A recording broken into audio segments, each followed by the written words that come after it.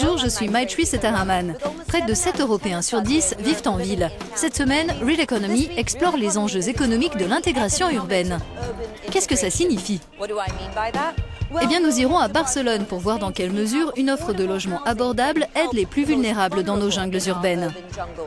Nous verrons quels défis la présidente d'Eurocity relève en tant que maire, notamment dans les transports. Et comment, à Vantaa, en Finlande, l'arrivée de migrants met les infrastructures et le développement économique sous pression. Enfin, nous nous intéresserons aux politiques européennes qui promeuvent une intégration urbaine durable. Mais d'abord, jetons un œil aux chiffres. Un Européen sur 11 est en situation de privation matérielle d'après certains critères statistiques. Ils sont 30% à ne pas pouvoir faire face à une dépense imprévue et plus d'1 sur 10 consacre 40% de son budget à se loger. Certains ne peuvent pas couvrir leurs besoins de base, ils doivent s'éloigner des centres-villes où se trouvent les emplois, ils ne sont plus en mesure de travailler et finissent par dépendre des allocations, ce qui engendre un coût pour les collectivités, notamment locales. Monica Pina est allée voir comment une grande ville comme Barcelone gère les choses. Dans la capitale catalane, environ 10 000 logements sont accessibles pour un prix inférieur au marché et spécifiquement destinés aux personnes vulnérables, soit moins de 2% des hébergements de la ville. Barcelone compte 1,5% de logements sociaux, en comparaison c'est 48% à Amsterdam. Berlin, Londres et Paris complètent le quatuor de tête des villes européennes au parc HLM le plus développé.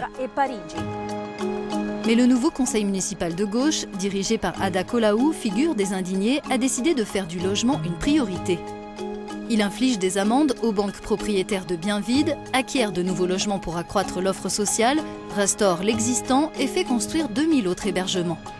Ce qui a déjà engendré pour la ville une dépense de 29 millions d'euros en 8 mois. Le gouvernement catalan a déjà dépensé 12 millions en aide à la location pour aider les gens qui n'allaient pas être capables de payer leur loyer ou qui ne pouvaient déjà plus le payer. En faisant cela, la ville évite de devoir leur attribuer un logement social. Parmi les 3000 foyers aidés par la municipalité, Jorge et son fils. Ils ont emménagé dans ce logement social en décembre. Une association, la plateforme des victimes des crédits hypothécaires ou PAH, cofondée par l'actuel maire, les a aidés à éviter l'expulsion. J'ai vécu dans un sous-sol pendant 7 ans, jusqu'à ce que je perde mon emploi. Un jour, ils sont arrivés avec un papier comme quoi j'étais expulsé. Ça faisait 3 ans que je ne payais plus le loyer. Aujourd'hui, je verse 20% de mon revenu pour l'appartement, 85 € par mois. Pressée par l'association PAH, la ville a pris d'autres mesures. Elle peut demander aux grands groupes comme les banques, qui sont propriétaires d'appartements vides, d'en faire des hébergements d'urgence pour les expulser. De plus, elle considère désormais que ceux qui risquent de perdre leur logement ont droit à un appartement social.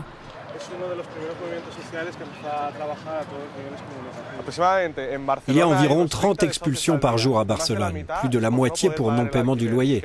On veut que ces 2500 appartements qui sont vides dans la ville fassent partie de l'offre sociale. La municipalité de Barcelone a d'ores et déjà racheté 455 logements en négociant avec les banques qui les détenaient. Évidemment, l'exemple de Barcelone n'est pas transposable partout ailleurs et c'est là qu'un réseau comme Eurocities prend tout son sens. Il réunit des maires de 130 villes à travers l'Europe autour du partage d'expériences. Fanny Goré a rencontré Johanna Roland, maire de Nantes et présidente de Eurocities. Elle a commencé par lui demander quel était le plus grand défi que les villes européennes devaient relever aujourd'hui. Le premier, c'est la question du logement. Demain, à l'échelle de l'Europe et même à l'échelle du monde, les villes sont amenées à concentrer beaucoup de population. Nous avons donc une part des difficultés, qu'on puisse parler des enjeux de précarité, des enjeux environnementaux, mais surtout nous avons une part des solutions. Pour être efficaces, les politiques européennes doivent être pensées avec les villes, parce que les villes, c'est du concret, c'est des leviers. Dans ma ville, demain, 6 000 logements par an, 2000 logements sociaux. On se donne les moyens d'être actifs sur ces sujets. Quand on soutient une telle politique de logement, c'est aussi un soutien à l'économie locale et à l'emploi local. En matière de transport, si vous aviez des solutions à mettre en place, ça serait lesquelles? La responsabilité de nos villes, de nos grandes métropoles, c'est d'avoir une vision stratégique des enjeux d'intégration. Moi, quand je regarde aujourd'hui en Europe, entre des villes comme les nôtres, où il y a le cœur de ville qui est traversé avec les quartiers populaires par un réseau de transport, ça fait du lien. Quand je regarde d'autres situations où il y a le cœur de ville, le périphérique et derrière les quartiers populaires, dans ces cas-là, vous pouvez ensuite être très offensif en termes de politique sociale, par exemple. Mais si la fracture physique est trop forte, alors la fracture dans les têtes, en termes d'inégalité, en termes de division, en termes de segmentation, elle est présente. Parmi toutes les villes que vous fréquentez aussi en tant que présidente d'Eurocities, est-ce qu'il y en a une en particulier qui vous paraît être un bon modèle? Nos villes, elles sont diverses, elles n'ont pas les mêmes histoires, elles n'ont pas les mêmes parcours. Moi, je regarde avec attention ce que fait Amsterdam, par exemple, sur les enjeux de transition numérique, mais je regarde aussi avec attention ce que fait Barcelone, y compris sur la question culturelle. On a beaucoup échangé récemment avec les villes allemandes, y compris sur la question difficile des réfugiés. Quand on regarde ce que fait une ville comme Vienne, par exemple, notamment sur la question du logement abordable, oui, on voit qu'il y a des choses dont on peut s'inspirer les uns les autres pour être plus imaginatifs, pour être plus efficaces et pour porter au niveau européen un certain nombre de solutions. On ne peut pas parler d'intégration urbaine sans évoquer l'arrivée en Europe depuis des décennies de migrants en situation régulière ou en demande d'asile. Aujourd'hui, ils viennent pour la plupart de pays en proie aux violences comme la Syrie, l'Afghanistan et l'Érythrée. Pour l'économie européenne, les effets sont positifs à court terme. La demande intérieure augmente avec les dépenses des gouvernements pour loger et soigner ces nouveaux arrivants. Mais à moyen et long terme, l'impact sur le PIB dépendra de l'intégration de ces populations à un marché du travail axé sur la flexibilité et les compétences. Dans ce contexte, Monika Pina s'est rendue à Vantaa, en Finlande, pour voir ce qu'on y fait en matière d'emploi et de prestations sociales.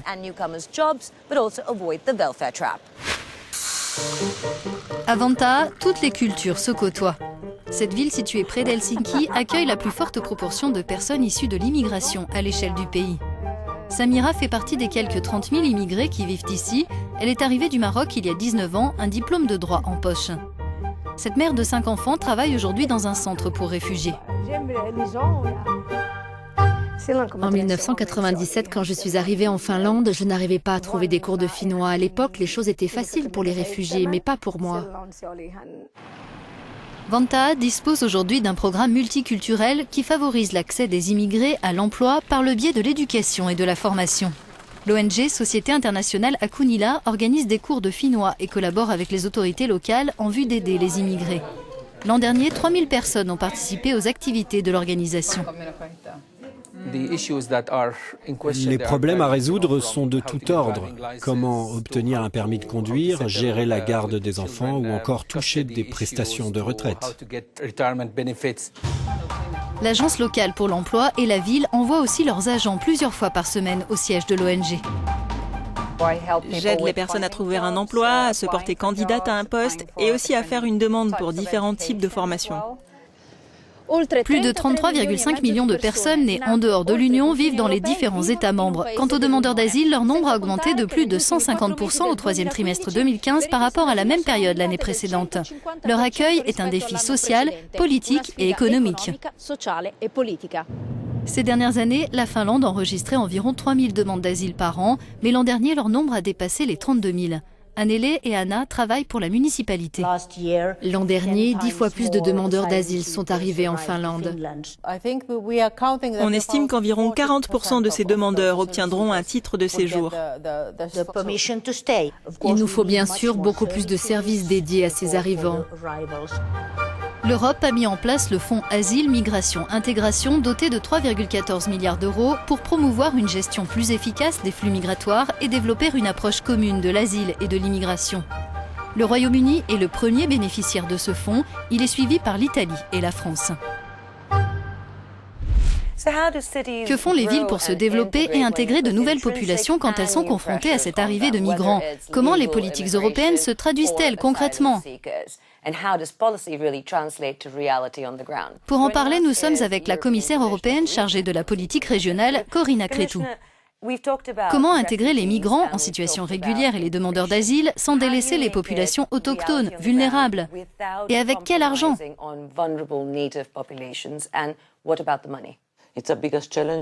C'est le plus grand défi que nous devons relever dans l'histoire, avec un nombre record de personnes déplacées qui arrivent en Europe. Et comme vous l'avez dit, nous avons déjà dans nos pays des catégories de population vulnérables. Plus de 120 millions d'Européens sont menacés par la pauvreté et bien sûr, nous devons aujourd'hui tenir compte de cette nouvelle priorité, à savoir gérer la crise des migrants. Il est très important de dire aux citoyens et aux villes que nous sommes au début d'une nouvelle période de programmation.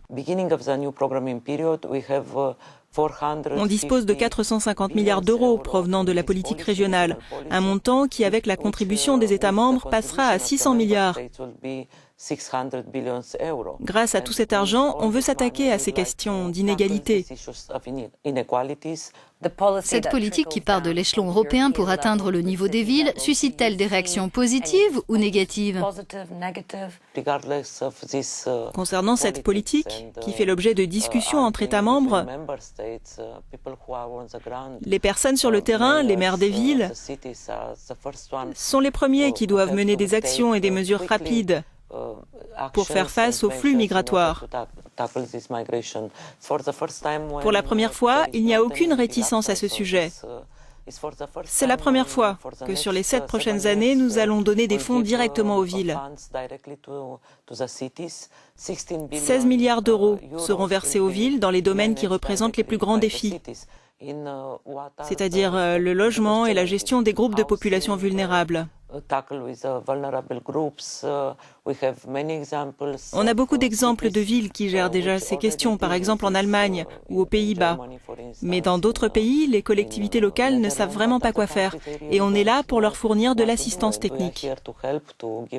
En 2016, sur quels aspects les villes devront-elles concentrer leurs efforts? L'intégration sociale sera, de mon point de vue, la notion la plus importante de ces prochaines années. Mais il faudra aussi soutenir les start-up, favoriser l'efficacité énergétique, développer l'offre de logement, réhabiliter les zones urbaines défavorisées, créer des emplois, investir dans l'éducation, la santé. Ce sont toutes des priorités de la politique régionale pour les 7 prochaines années. Madame la commissaire, merci beaucoup. Et merci à vous de votre attention. À bientôt.